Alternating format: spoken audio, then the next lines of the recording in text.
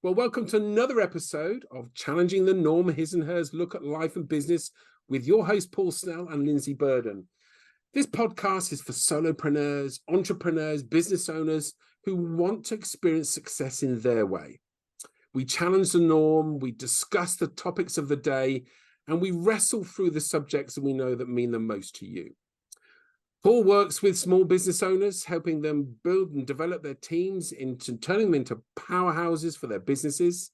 And Lindsey is a business coach that empowers ambitious women to create financial abundance and a time-rich lifestyle without sacrificing their joy. Hi, Lindsey. Hi, Paul. It's so lovely to see you again. How time flies. Doesn't it? Isn't it? And doesn't it? This week, Lindsey, we're going to talk about just start. What does that really mean? Just start. We hear it a lot in the world of coaching. That people go, oh well, you just need to start. That'll get you going. Don't worry about anything else. Just take the first step. And to a degree, they're not wrong. But, and there's always a but, isn't there? There's always a but, and the but is this: what does that really mean in the practical sense? And let's pick a scenario, Lindsey, and we can always switch. What does that mean if you're sitting there at home listening to this podcast or watching this podcast thinking, I've always wanted to have my own business? What does just start mean in that context? It is a real challenge, isn't it? Because I know I use it. Just start. Take the first step. You only have to take the first baby step. And sometimes, yeah, that's great. But there might be people going, well, what the hell is that first step? What do I need to do first? And then that can take you down that rabbit hole of, I need to research some more. I need to learn some more. I need another qualification. And it just goes on and on and on and on to the point where it's almost too scary then to start because, because the moment you do, that's when it gets real. Yeah. And then that depends what people are going to say about you. And if we're using that example of starting a business, yeah, it's really important to understand business or the business model that will work best for you and what will suit you and who you want to work with. And the reason we say just start is because a lot of that you work out as you go along, and it's all part of the journey. You and I have said that so many times on this podcast. It's all part of the journey. But how does someone go about just starting? I mean, one, because you couldn't do it without an incredible idea, could you? I'm going to have a business. Yeah, it's a tough one, isn't it? Because ideally, the answer to that question would be some sort of timeline. Just start when you're 3 weeks into your preparation, right? Wouldn't that be easy if that was the answer? But it's not. The answer is a bit more nebulous than that. I think when I say this, and I say it a lot as you, when I come across people, I say it in response to something. Yeah. So rather than simply saying just start, more often than not, I listen to someone who's made a decision to go on a journey. Let's call it starting a business for the sake of this discussion. And they've made the decision and everything stops. They don't do anything more than sit there and go, well, I've written a list of things I need to do, and I haven't got my website ready, and blah, blah, blah, blah. All of these things, because it ends up being a list of things to procrastinate on. Because let's be honest, most stuff that requires the phrase just start is stuff that's going to push you outside your comfort zone. Otherwise, you'd do it. It would be easy for you. But in this case, for me, it's often the response to what I observe as a procrastination or a lack of willingness to get outside the comfort zone. And that's not being critical, right? It's not easy getting out your comfort zone. But nonetheless, this idea of just starting has to come into play when you reach a point or you reach that time when you're simply doing things for the sake of doing them to avoid taking that first step. And we were talking before we hit that record button, and I was saying that I'd recognize it in my copy.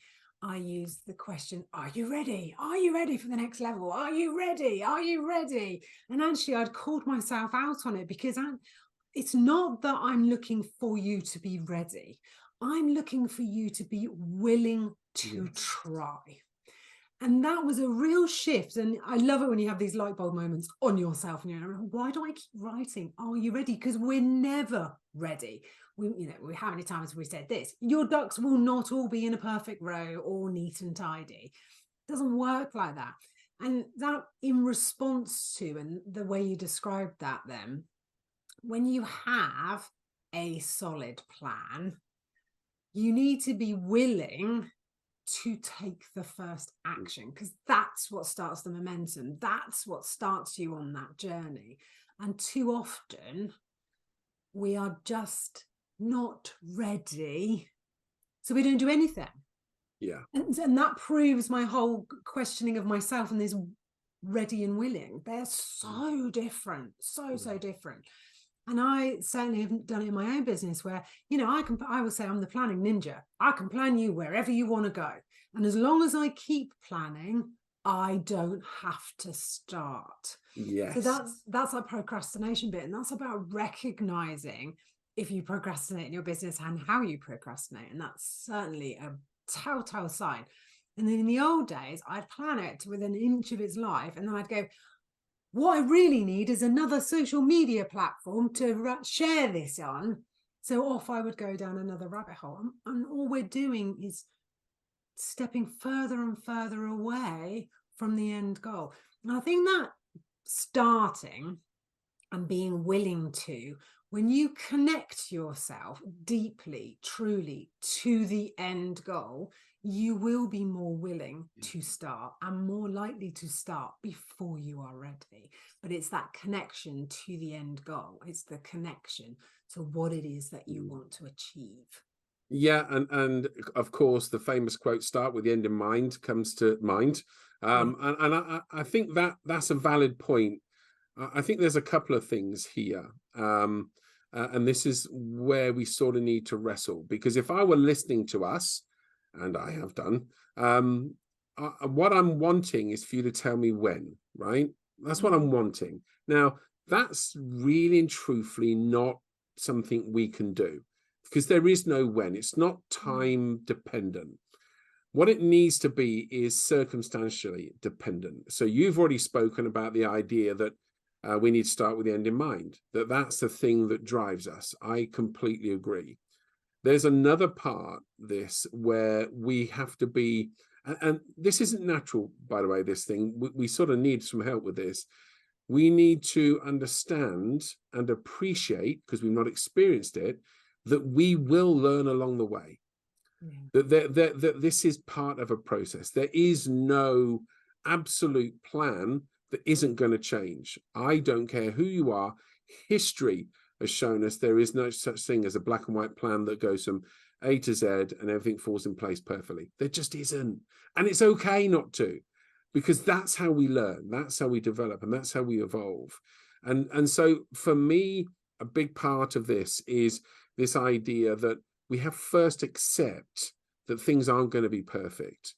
That curse of perfection comes up again and again and again. We want to sit there and make sure we get everything perfect. You mentioned something about more qualifications. I see that more than anything else in the world of coaching. How many qualifications can I have? NLP this and positive psychology, and they're all great. Don't get me wrong. I've got my fair share. But the point is, another qualification isn't going to change your willingness to take a step. So we need to appreciate and understand and be open to the fact that we won't have everything ready, and we will learn along the way, and that is okay. There were two things I wrote down. I had to write them down because otherwise I'll forget them. It's about making a conscious decision that you are going to start. And then you talked about timeline and this when. And no, we can't tell anyone when to start. But individually, you can. And I remember many, many years ago, a business coach telling me that, she wasn't telling me, she was suggesting that I did these live events. It was around training and coaching around marketing.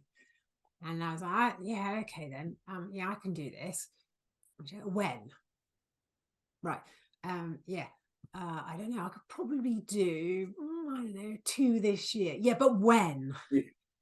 And she made me put a date in the diary, Mm. because by putting a date in the diary when it was going to happen, I was able to go, right, so the first thing I need to do is see if the hotel is available for that day. Okay, the hotel is available for that day. So now I'm getting closer and closer.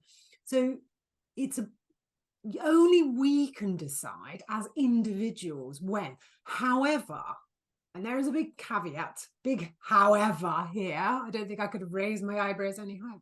No, don't make it a deadline that it's like saying, well, I'll choose a date when I'm ready. Just Yeah. choose a date, just decide.